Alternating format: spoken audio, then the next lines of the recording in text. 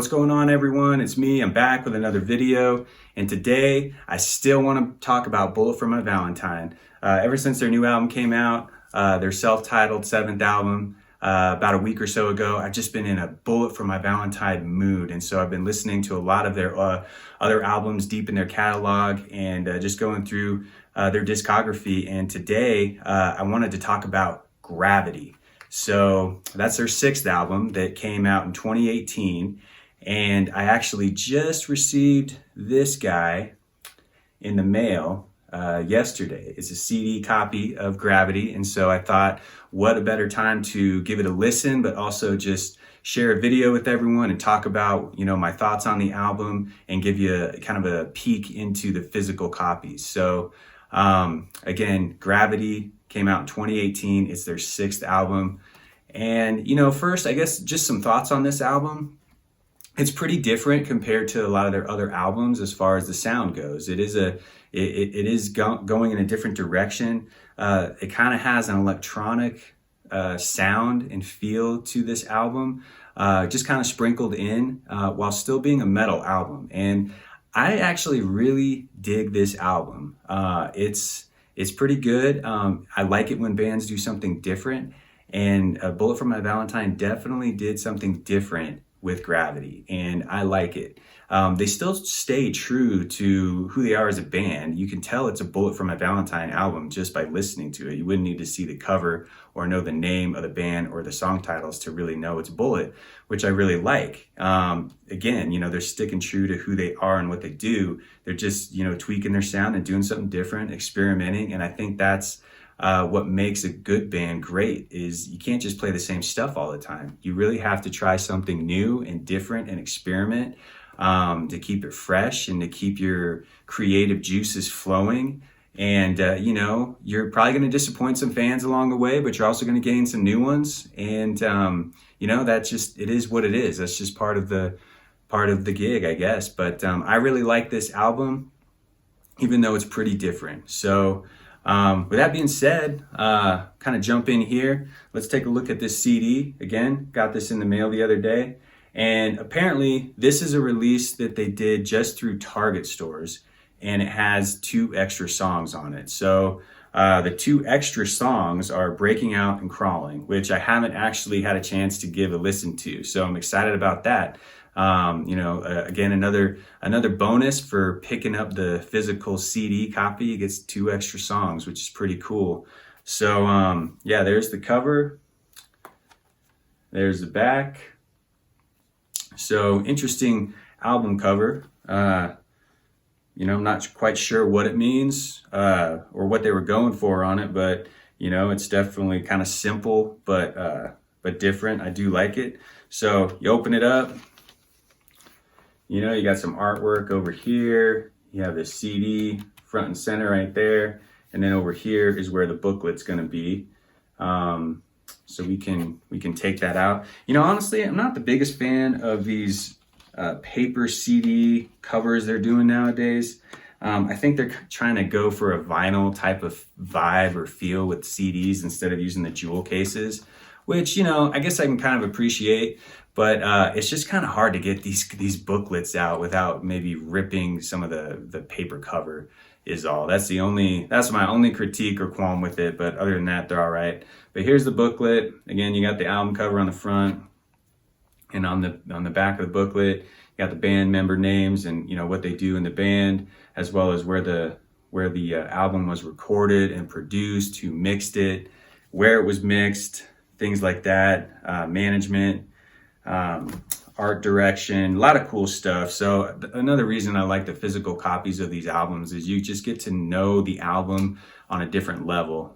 It's really kind of gives you an experience of the album. You get to take a deep dive and, get to know the album, so to speak. So it's kind of cool. So inside, we have some lyrics for a bunch of songs. Yeah, more lyrics, pretty simple, just literally the song title, track number, and lyrics. They do put a picture of the band in there. So that's pretty cool. More lyrics. And then, at the end, they have some thank yous from each of the guys in the band. So pretty cool. Yeah, I picked this up because, like I said, I was I'm in a Bullet for My Valentine mood. I'm just going on a binge because they're one of my favorite bands, and they released their new album, which I love. I love. If you want to hear my thoughts on their new album, go ahead and click up here, and that'll take you to my video to give you my thoughts on that new album, their self-titled album. So go ahead and give that video a watch and let me know what you think. Before I got the CD, I did already have the vinyl copy. So this is just a standard album. There's 11 tracks, so no bonus tracks on there. So that's the front, and that's the back. You know, one thing I just love about vinyl is it's just the album cover is so big, obviously. So it's just really cool to look at. You see things that you just don't see when you're looking at the album cover on your phone, if you're streaming it or listening to it digitally, or even on a CD cover. You know, it's just smaller. So this is just really cool if you're into artwork and stuff. And then inside you get the standard slipcase or insert, excuse me. So you got lyrics, and then thank yous, and band member names and production and all that. No pictures on the insert, unlike the CD. So that's a little different. And then the vinyl copy itself, it's just standard black. So there you go. Nothing too crazy. Just a typical vinyl.